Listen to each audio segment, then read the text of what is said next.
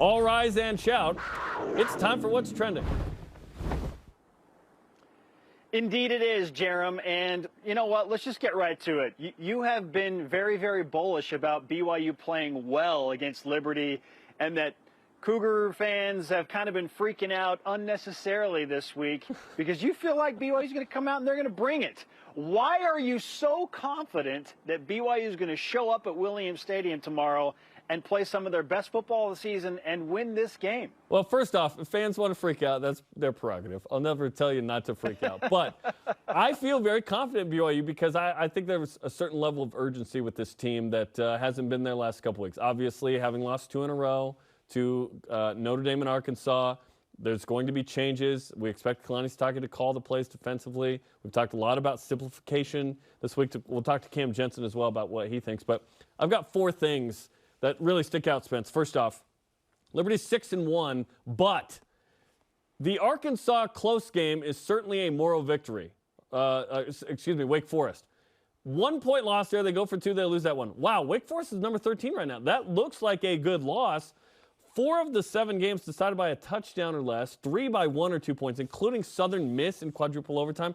And last week in an FCS game against an old rival, Gardner-Webb, 1-point game. This team beat an FCS team by 1 point, okay?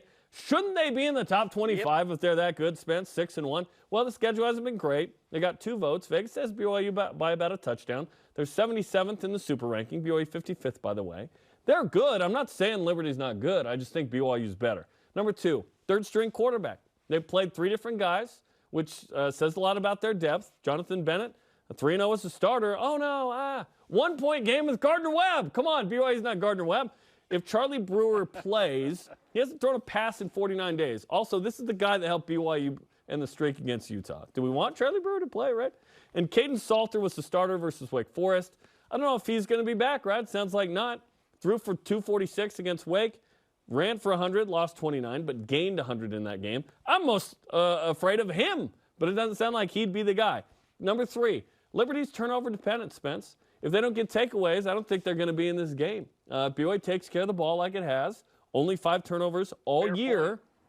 Cougars are going to win this game. Also, they give it away a ton, as I've said all week. 16 giveaways, 5th worst in the country, plus 28 points off turnovers. If they don't get turnovers, they're not going to generate that extra possession or 2 that they probably need to beat BYU.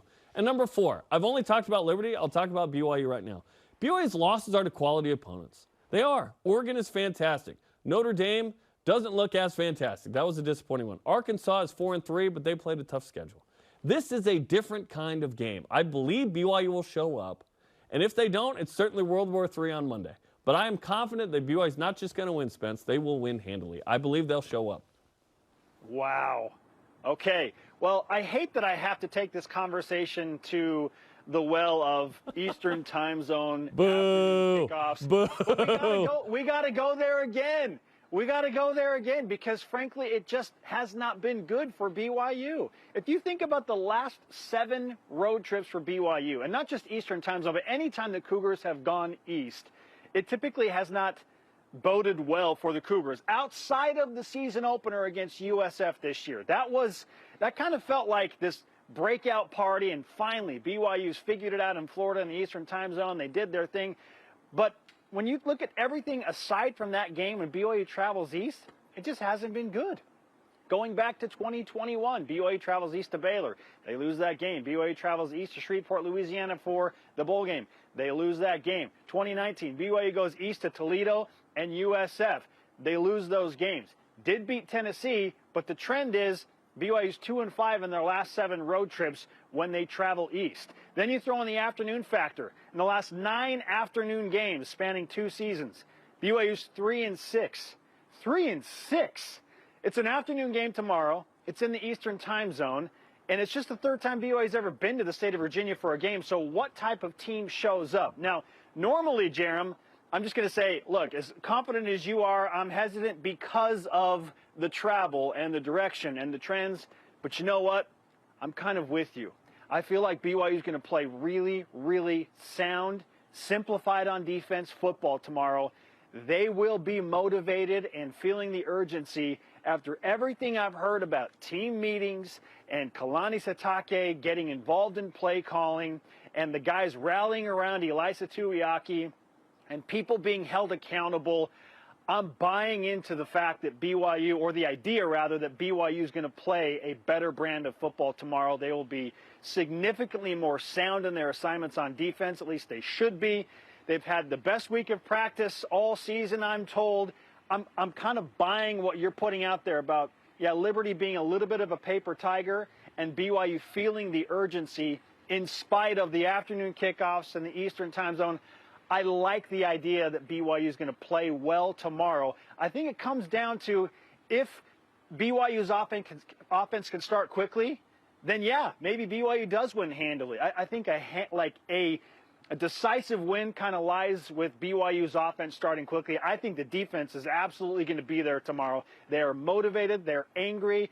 They're Dave McCann's favorite word, agitated. Yes, Jarom, I am to a degree with you, and I expect BYU to show up and play like they have to win this game tomorrow. I thought Dave's favorite word was flyover, but that's just me. Yeah, BYU beat Georgia Southern. They beat Navy, right? Those are some good stats. I just think that's correlation, not causation in this case. I could see the argument for both.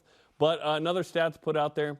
BYU undefeated this year, 4-0 when allowing less than 400 yards, 0-3 when allowing more than 400 yards. In fact, it's a 213-yard difference when BYU wins and when BYU loses. So if Liberty's racking up yards, BYU's in trouble. But I just believe the BYU offense is going to do enough and the defense is going to show up and be better, which brings us to topic 2, some game notes. Start us off, 3 each. Go.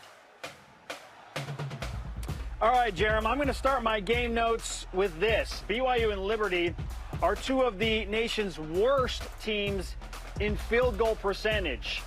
I hope this changes tomorrow. BYU ranks 117th out of 131 FBS teams, making just 6 of 11 field goals this season. The good news for the Cougars is Liberty's even worse. They rank 127th in that category, having made just 5 of 11 of their own right. So the 2 teams combined are 11 for 22 in field goal attempts. Not great, Jarom. Not great at all. College kickers. My first game note, we've said it throughout the week, but Liberty's got a good defense. Number 1 in the country in takeaways with 18, number 2 in sacks and TFLs. The BYU offense has a challenge this week that I think they're ready for, and BYU won't turn the ball over much, if at all. Okay. Number 2 for me, BYU, I mentioned this earlier, making a rare stop in the state of Virginia. Just the 3rd time that BYU has ever played a game in this state. The first 2 games happened against the University of Virginia, an overtime thriller back in 2000 when BYU trailed 21-0 and came back and won that game in extra time. And then in 2013, that deluge, that storm-delayed awful mess that BYU lost with Taysom Hill and Jamal Williams against the Cavaliers. So, yeah, rare stop in the Cavalier State. In 2000, it was an afternoon game, East Coast, and BYU won. Let's go. Okay, my second note. Flames are 7. In 2013, it was an afternoon game, and they lost. But, and it was dry. Flames are 7-1 when the opponent travels more than 1,000 miles. You're traveling 1,750. I don't care. That's about to be 7-2. Hey, BYU has been the team that's been ranked consistently over the past 2 seasons, right? Well, now it's Liberty that's receiving votes in the latest AP poll with 2, as you pointed out, Jarom.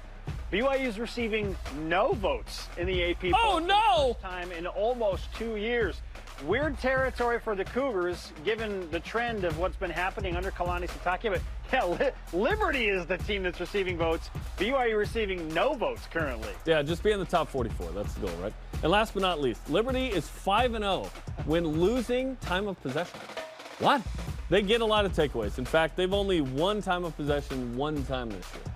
So, it's kind of a weird stat. That wraps up game night.